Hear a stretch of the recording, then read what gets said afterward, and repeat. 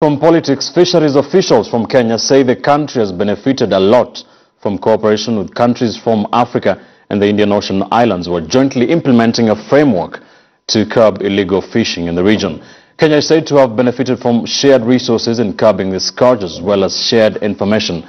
Sharon Mamanya has been covering a conference on illegal fishing in Madagascar and now reports. On the second day of the ongoing high-level ministerial meeting on illegal fishing on the southwest part of the Indian Ocean, we speak to some of the representatives from the participating countries on what really was their motivation to join this ambitious plan 10 years ago.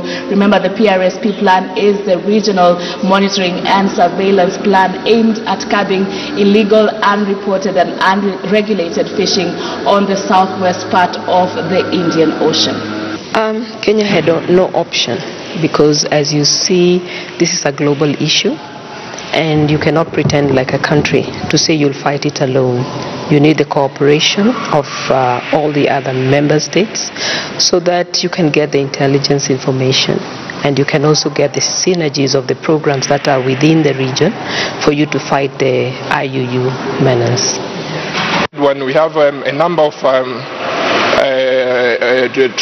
regional and domestic trade which are not recorded, and we like to get such information to enable us quantify the contribution of fisheries into the national economies and the regional economy as a whole. Now, this conference aims at achieving a number of things, and some of that includes enhancing cooperation from the participating states, as well as also increasing their political commitment to this ambitious cause of curbing illegal fishing.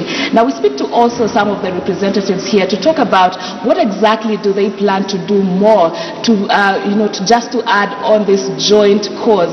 What would be the individual contribution to each of the participating countries going forward? Kenya will be a better partner now, because when we are having joint activities, now that we'll be receiving our offshore patrol vessel, we will be joining forces rather than just using one vessel.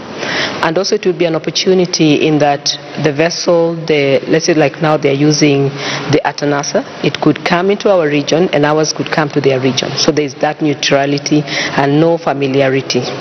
The more than 150 participants in this conference, who include fisheries officials as well as experts from Africa, Europe and the Pacific, today were engaged in in-depth discussions in some of the priority areas in this matter of illegal fishing. Some of the areas include sharing of intelligence, as well as legal and frameworks going forward in this particular plan, as well as increased cooperation by the participating states. The most important thing that we'd like to see as an output of this PRC meeting is the enhancement of the cooperation between the partner states in fighting against the IUU. That is very important.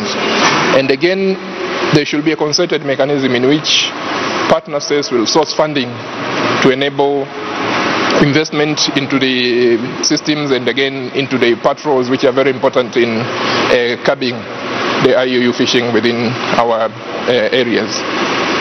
These were the discussions that were taking place on this second day today, and tomorrow they are expected to bring back the reports from these discussions in a bid to chart the way forward. My name is Sharon Mamanya, reporting from Antananarivo in Madagascar. Crossing borders from the south